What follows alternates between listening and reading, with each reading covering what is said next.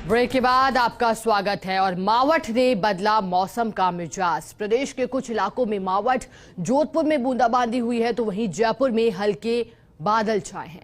पश्चिमी विक्षोभ के चलते बदला प्रदेश में मौसम का मिजाज। प्रदेश के उत्तर पश्चिम हिस्से में हल्की बारिश की संभावना है। सीकर जिले का फतेहपुर कस्बा सबसे ठंड रहा। शीतलहर के चलते आम जनजीवन अस्त व्यस्त हुआ और वहीं सर्दी और कोहरे से आम जन अब परेशान भी नजर आ रहा है। सर्द रहेगी संक्रांति, हालांकि शीतलहर के लौटने की संभावना लगातार बनी हुई है। और फिलहाल बात की जाए राजस्थान की राजधानी जयपुर के तापमान की, तो देखिए जयपुर में भी तापमान में वृद्धि किस कदर हुई ये भी चौंकाने वाला एक तरह से, क्योंकि आज की बात की जाए तो आज भी जो तापमान है राजधानी जयपुर का वो 13 डिग्री सेल्सियस के आसपास पहुंचा है। अधिकतम तापमान 27 डिग्री रहने वाला है।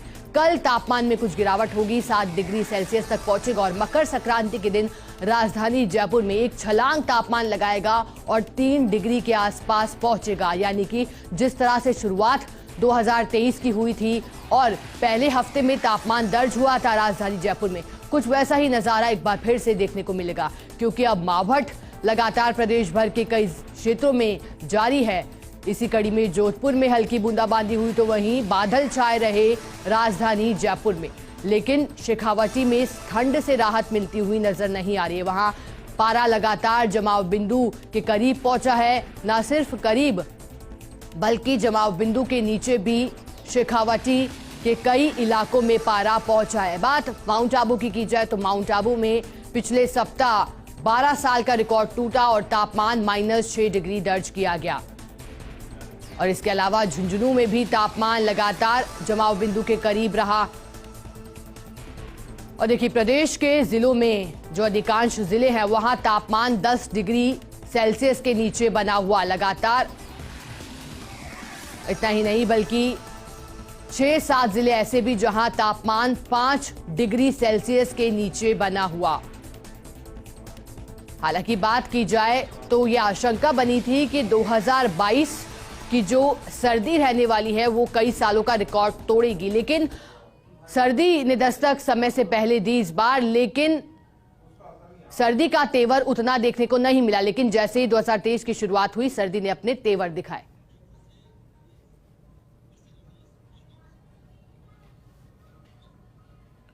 और प्रदेश में किस तरह की ठंड देखी जा रही है, इसी पर अधिक जानकारी देने के लिए हमारे साथ अलग अलग जिलों से सहयोगी जुड़े हैं। जयपुर से हमारे साथ दिनेश तिवारी जुड़े हैं, सीकर से हमारे साथ रमेश जुड़े हैं, तो वहीं माउंट आबू से हमारे साथ कमलेश जुड़े हैं। सबसे माउंट आबू से हमारे साथ कमलेश प्रजापत भी जुड़े हैं। कमलेश, देखिए माउंट आबू की बात की जाए तो वहां मावठ को लेकर के किस तरह का अलर्ट मौसम विभाग की तरफ से जारी किया गया है और आज का क्या तापमान माउंट आबू में?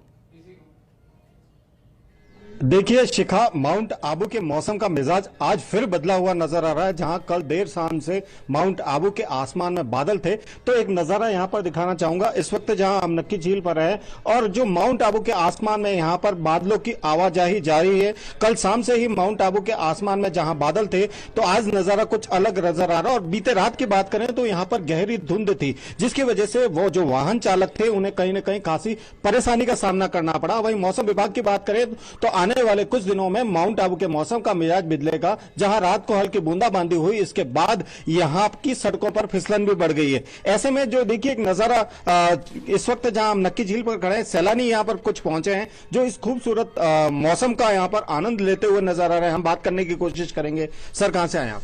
मैं अहमदाबाद से।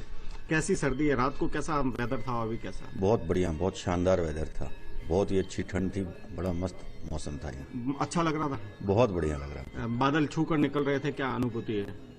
भाई बादल छू करके तो ठीक है, वो अंधारा हो गया था, लेकिन मौसम बहुत ही खुशनुमा था यहाँ। खुशनुमा था। मेरे साथ और कुछ भी सैलानी है जिनसे बात करने की। भैया, मॉर्निंग वॉक पर निकले, कैसा एंजॉयमेंट? बहुत मजा आ रहा है। ऐसे सिटी में ऐसा नहीं मिलता हमको, यहीं पे ऐसा मौका मिल रहा है तो बहुत अच्छा लग रहा है। यहाँ पे सुबह सुबह वॉक करके फ्रेश लग रहा है एकदम। ठंड लग रही है कहीं ना कहीं? ठंड, हाँ थोड़ा तो लग रहा है ठंड।